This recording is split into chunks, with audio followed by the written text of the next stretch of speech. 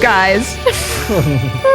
Hello, everyone. Welcome back to Collider Movie Talk. I've got a very loud panel today to talk about Harry Styles in The Little Mermaid. On top of that, it's been confirmed that Taika Waititi is back to direct Thor 4. And on top of that, we are also talking about Joker probably hitting the film festival circuit this fall. That is something else for a superhero movie, and I've got the perfect guys to talk about those stories with. I bet you heard them over the opening graphic. It's Coy and Man. I don't even know what you're talking about. Loud noises! You want energy? Just excitement and Spider-Man zeal. Oh, come on. This is exactly what I need to soak in right before we hit the road for Comic-Con. We're all getting on a train. Who needs caffeine? All right, I need caffeine, but I need you guys too. Okay, you got it. Train hype. Let's jump into this because we have a 3-story lineup today. We're kicking it off, of course, with Harry Styles being in talks to play Prince Eric in Disney's The Little Mermaid. So if the talks go through, he would join Halle Bailey, who is set to star as Ariel. Melissa McCarthy is in talks to play Ursula. Jacob Tremblay and Awkwafina are nearing deals to play Ariel's friends Flounder and Scuttle. So first off, what do you guys think specifically about Harry Styles getting this role? Okay, first of all, I think it's a great move for him. I thought Dunkirk was a terrific movie, but it wasn't about Harry Styles' performance in that movie. It was a true ensemble film. It was a safe role for him to sort of like dip his toe in the acting field for a major Hollywood production. And I thought that he was very, very good in the film. I mean, he didn't really stand out. There was no scene-stealing moment from him. Yeah. But I thought that he was good. He was solid. Now, it's different. So this movie, Little Mermaid, being directed by Rob Marshall. Rob Marshall doesn't mess around. He is a perfectionist. I mean, he does mostly great work, obviously. Chicago. I really like Mary Poppins Returns, but he's not going to cast Harry Styles in this movie if he can't act and he can't sing. The singing is the through line we talked about right before. The through line of this movie is everyone being a strong singer, and I think that's really going to be playing up the Little Mermaid song side. So to me, honestly, and this is a weird thing to say, the only thing I care about is if the chef sings the fish in French. Because les poissons cracked me up as a kid because it was just him saying the fish, and if that's in there, I'm in. That's all I care about. Well, I guess you're kind of easy to please. Oh, absolutely. All these Disney live-action movies just have to get one gimmick, and I'm sold. Yeah, Plus, but Harry Styles, like, this is really going to be his like breakout star-making performance. Well, this could make a big difference for him. Obviously, I have no doubt in his abilities when it comes to the songs, but as much as I liked what he did in Dunkirk, I get the feeling that he just did what he needed to do in Dunkirk. That is a role that shows off next to no range for him as an actor. Exactly. So this is a much more acting heavy opportunity for him, and I'm really curious to see what he does with it. But again, these live action adaptations, they're a big deal for Disney. And again, the way you talk about Rob Marshall, he's not casting someone just for the name, the headline value. They are picking people to assemble the right ensemble for this important property. And if this is who they're going with for that role, I am inclined to believe he is the best choice they found. Well, The Little Mermaid, correct me if I'm wrong, and I know you will, wasn't The Little Mermaid the animated film that revitalized Disney back in 1989? Because their animated division had been floundering, and remember they did floundering. He said flounder. Couldn't help it. They really hit the skids with a movie like The Black Cauldron, which was like a bomb for them, and really the revitalization of Disney animated division with the help of Jeffrey Katzenberg, who was really spearheading that. When you had The Little Mermaid, then you had Beauty and the Beast, then you had like The Lion King and Mulan and Aladdin, all those movies. But The Little Mermaid was first. I think. I'm pretty sure it was. So this is an even bigger deal in a lot of ways than The Lion King, than like Jungle Book, and definitely, I guess. Double. I guess it depends also what's your favorite. Well, what is your favorite? Well, I go Lion King, Aladdin, and then I think I'd go Beauty and the Beast after that, and then maybe Little Mermaid, because I was just the perfect age for, if this was the one that revitalized the animated classics, I was the perfect age for this whole string of films. Yep. Aladdin I identify most with. Lion King really close second. Emperor's New Groove the rest. I'd like to. Okay. My fave is Beauty and the Beast. From those movies. Yeah. Oh, that's interesting. I never knew that about you. Well, what can I tell you? Fun facts all day, every day on Movie Talk. All right, story number 2. This is another big one today.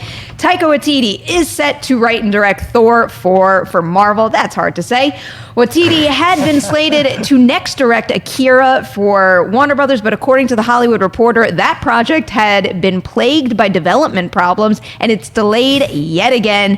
THR chalks it up to issues with the script, which pushed the start of production. Apparently, Waititi wouldn't have had enough time to finish Akira before needing to jump into Thor 4. The outlet also claims that Warner Brothers may shelve Akira until Waititi wraps Thor 4 so that he can return to that property, as the studio was ultimately pleased with his vision. Before we even touch Akira, what did you think about this news when it first broke? Was it at all a surprise that he's coming back to do Thor 4? And are you excited that he's back in the mix? I think it's both a surprise in that we get a fourth movie in the Marvel franchise, because we haven't had a 4 yet. We keep having trilogies, but it's also, people aren't talking about the fact that we've concluded everyone else's storyline from the original 6 Avengers except Thor. Cap's story's done, Iron Man's story's done, Black Widow's story's done, Hawkeye's story's done. He's the only one that still has a story to tell, and he's also the Avenger that has the most arcs. If you look at Thor's through line, he's been the most different of characters, in part because of the directors, but also in part because they realized they had a comedian in Chris Hemsworth, not an action star. So I think having Taika Waititi come back to do Thor is a testament to them showing they trust not only Thor, but they trust in Chris Hemsworth's ability to play him opposite Taika, and it gives us an entirely new perspective on what Phase 4 is going to be, because we're looking at this grounded element with Spider-Man and Black Widow and Shang-Chi, but also the cosmic element with Guardians and with the Eternals, and I think having Taika do it shows us both the cosmic side and the comedic side that is necessary to keep Thor going. You were making wonderful points, but I feel like we need a meter for Koi speak, because I think that was officially the fastest I've ever heard you talk in my life. Wow, Koi, you really talk fast. This is not, and it's okay, this is not movie fights. I just had to get a point across, and I know it's a 20-minute show. This is not a speed round. But I think the point that you make, for the first point you made especially, is crucial, that this is the first Marvel character that we're seeing a 4 from, and it's Thor. Now, keep in mind, go back to 2011 with the first movie, which was good, was okay, but The Dark World was, up until this year, it was my least favorite MCU movie. But then Taika Waititi, he completely revitalized Thor, rebooted Thor with Ragnarok, which to me is one of the top 3 best movies in the MCU. Thor Ragnarok was terrific. And I'll tell you, Chris Hemsworth has talked repeatedly about how when he made Thor Ragnarok, Thor became really, really interesting to play. Yeah. And he sort of went off in that direction. He was terrific in Avengers Endgame, playing that, Big Lebowski Thor. Magic. So, and also Taika Waititi, he is not only directing Thor 4, he's also writing it. Thor Ragnarok was written by Eric Pearson, Craig Kyle, and Christopher Yost. I did write that down, so I was reading it. But I think it's great that we're seeing a real Phase 4 movie from a Phase 1 character. I'm just hyped because he has such a specific style to him, and when a franchise continues on and on, nothing really excites me much more than having a director on board that makes the movie stand out, feel like their own. And that's what Taika Waititi did for the Thor series for me. So the fact that he's continuing on is great. Where I felt, I guess, a little surprised, even though we had this other news I'm about to reference beforehand, is I started to reset my brain to the thought that, if James Gunn isn't doing Guardians 3, he's going to step in and do Guardians 3. And it makes sense because then you have the Asgardians of the Galaxy and you have Thor with them. And I thought that was going to be the next journey for both Thor and the Guardians. So I'm kind of reshaping my whole mind with all this now. And that actually ties into a live chat question we have from Andrew Cook. And he's asking, which comes out first, Thor 4 or Guardians of the Galaxy Volume 3? Well, so Gunn is back on Guardians 3, and that's definitely happening. That announcement was made about 6 months ago or something like that. So, but yeah, that's a great question. But Suicide Squad 2 is filming first. So if Taika is doing this because of time constraints, I could see Thor 4 happening first, because if they're saying he didn't want to wait on Akira, then it could be a time constraint where this is necessary. But what I think is that Guardians 3 and Thor 4 are going to be more tied in together than any of the other Marvel films. I think they're going to be like a part 1 and part 2 in a very specific way. Not as much as Infinity War and Endgame, but I do think they're going to reflect each other in their comic sensibilities and what Thor becomes. Because if you look at Thor, he's the most different per movie. Thor is the one that's evolved the most. Like Yeah, he sure Tony has. Stark had to go from selfish to selfless, while Captain America had to go from selfless to selfish. I love that Tony and Cap, their stories had to do their opposite arcs, and that was the beautiful landing. Whereas Thor has been a god into a mortal that's figuring out responsibility, into an orphan, into someone that's trying to understand mortality, into someone that's trying to understand what it means to be a hero. And that is something that he's experienced in 5 different, arguably different character arcs. All of his takes are that way. So Taika coming back on, to me, is going to be it's the first time we're going to get a continuation. Like Ragnarok into Endgame, we get to live in this kind of Thor for a little bit, and I think that's going to be reflected in Guardians 3. So what do you think that the story for the next Thor is going to be? Because also, given where we ended with Endgame, and I guess spoilers for Endgame, even though we're not really doing that anymore,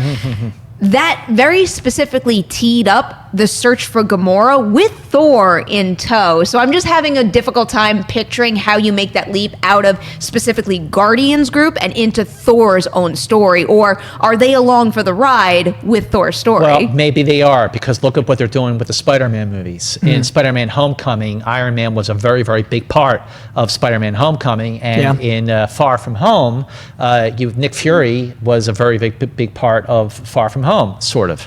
I guess. You know, no spoiler there, or spoiler there. But I think when I first heard the news that they were doing a Thor 4, in my mind, I went, I'll bet the Guardians are going to be part of Thor's story, because it sounds like that's moving along faster, like you pointed out. Well, I do really want to see more of Thor with Rocket in particular, because I feel like Rocket as a character wound up enhancing Thor as a character. Like Thor needed him for that part of his journey. Wow, this is a great show. I think that Thor is going to be one of those things where if Guardians is first, it's going to be Thor with the Guardians. But if Thor is first, then they're going to have the ability to have him be like the first act, and then the Guardians go off and find Gamora. But no matter what, Thor doesn't have Asgard. He doesn't have many Asgardians. New Asgard is on Earth, so he doesn't have a home. So I think what Thor 4 is going to be about is he's found humanity, he's found selflessness, he's found what it's like to be a hero. I think he has to go find himself. And I think what he does after being Lebowski Thor is find out what Thor is to Thor. I think he has to find out what it means to be the Odin son. Because he's been a son, and he's been a brother, and he's been a hero, but he's never figured out who Thor is. So I think it's going to be existential crises in space. He's also an Avenger. He's also an Avenger with Captain America and Iron Man, and Black Widow, and now he's not. And he's alone. So he's having a massive midlife crisis here. How many crises has Thor had? And this is going to be one. I think he needs to go on this journey alone. I think that the Guardians are not going to be as big a part of the entire film, because Thor needs to figure out who Thor is. The idea of the Guardians serving as a launching point for Thor, while maybe their own story, their own search for Gamora, and maybe I'm hoping for Rocket's evolution and a little more on his backstory, maybe they could happen at the same exact time, and it could be 2 movies that live side by side, which would be interesting. And I guess something, at least off the top of my head, that we haven't seen in the MCU, unless I'm forgetting something. But before we have to move on from this topic, I do want to touch on Akira a little bit, because they're trying real hard to make this movie happen, and it's not happening. It's not happening. I thought that it did have a slight chance when they signed Taika Waititi, but now that he prioritized Thor 4, it's never ever happening. It's maybe not in our lifetime. When the technology will outlive us all and make this movie. But I mean, listen, I would. Just because I have a more of a connection with Marvel, with the comics, with the MCU movies, I am much happier that he's doing Thor 4. And it's not that I don't care about Akira. I just was more excited about what he's now doing than what he will eventually do. I think some things should stay in the medium they're in. I think there's a reason that comic books are comic books, anime is anime, and movies are movies. You didn't make Civil War from the comic book. You made a Civil War movie. Yep. Far From Home is about as far from the comics as you can get while still being Spider-Man. Absolutely. But it's still Spider-Man. Spider-Man and the Spider-Man comic is not going to make the choices Spider-Man in the MCU is making. And I feel like the same thing with Akira. Akira belongs as a manga or an anime. It doesn't belong on screen in a big screen. If they can do it right, please prove me wrong. I want to see Akira on the big screen. But it's like Saga. If you've read Brian K. Vaughan's Saga, don't translate that. It's perfect. Akira is perfect. Let it be perfect over here. Akira inspired so much of the art we love. It inspired The Matrix. It inspired so many bits of media we already have. I feel like it should be left alone. Well, maybe the silver lining to all this is that Warner Brothers is at least holding back until they're ready and they have the right reinterpretation to pull the trigger. So, hey, there might be something good out of a delayed Akira movie again and again and again and again. All right, before we move on to our Joker story for the day, we have some content on Collider video coming your way real soon, like a little show called Collider Heroes. Here's a promo. Hi, I'm Amy Dallin, one of the hosts of Collider Heroes, and starting right now, you can catch our show at a new time and format. We're coming at you Tuesday nights with a new shorter Collider Heroes and a longer Collider Heroes podcast, where Coy and I are gonna talk your ears off. You already know that's coming. So make sure to go to YouTube, subscribe, and find us on the Collider Heroes podcast feed for all of that sweaty goodness.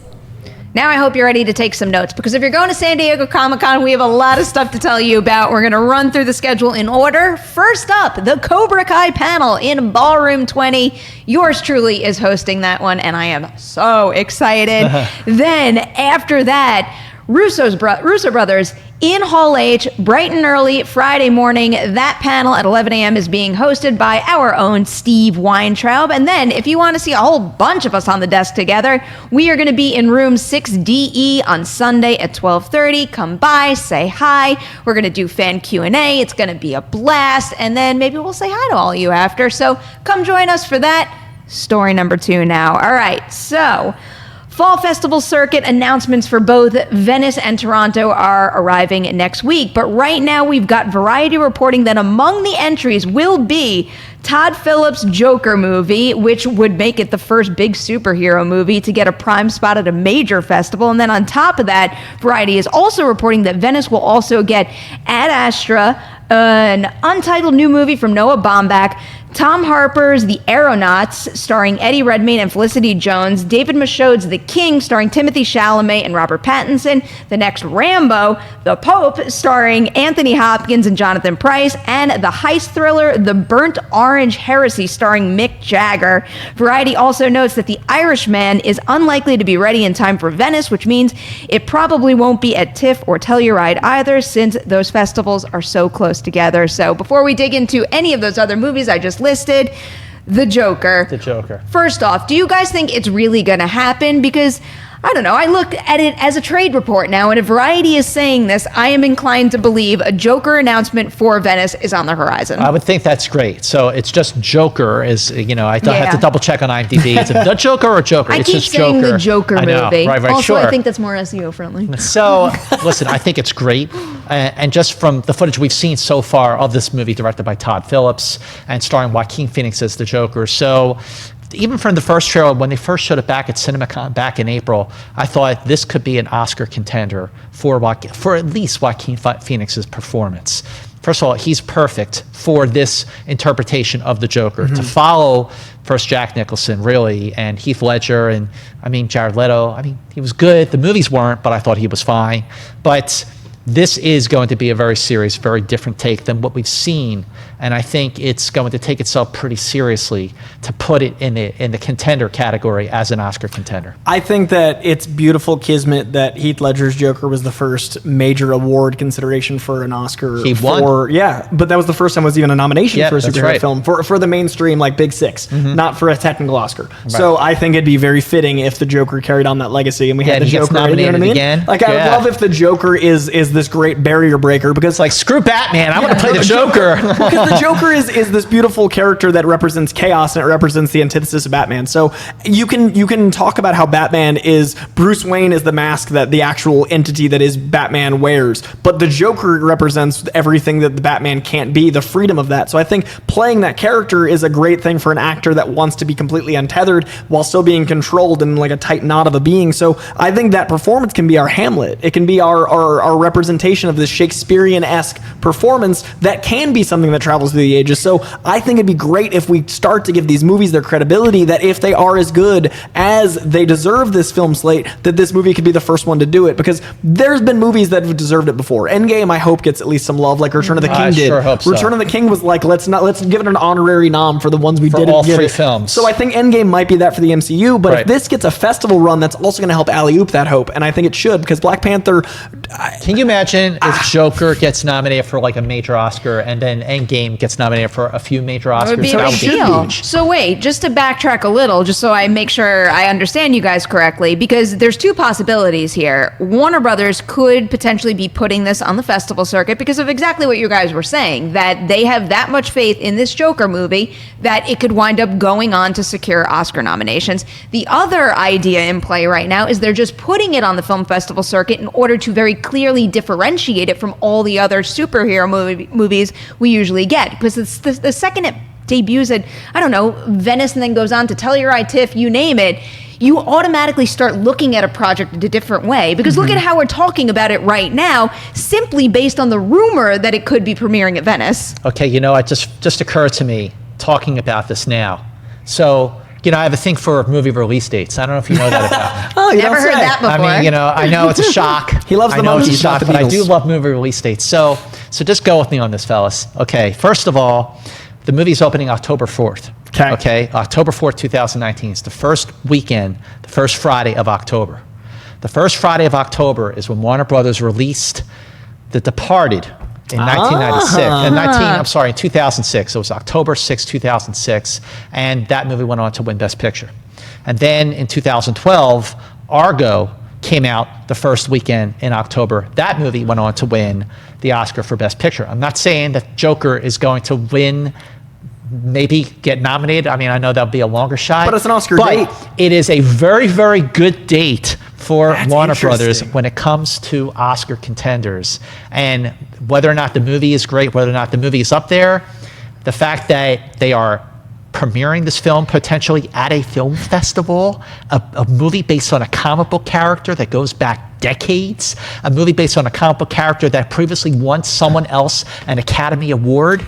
And it's the first of this Elseworlds type concept where they can make a true film, not a movie. This is going to be a film based around the Joker because they intentionally set And out it to has separate nothing to itself. do with the other films. Nothing. And it has nothing to do with Batman comics. It has nothing to do with Batman. It is a Joker film that is completely separate, so why not make it an Oscar film? Why not make it a film? And I think that's what this is. I want it to get the Oscar nomination for that exact reason, because if that's what sets the tone for this other arm of DC films, God. that means all the possibilities Yeah. are basically at our fingertips.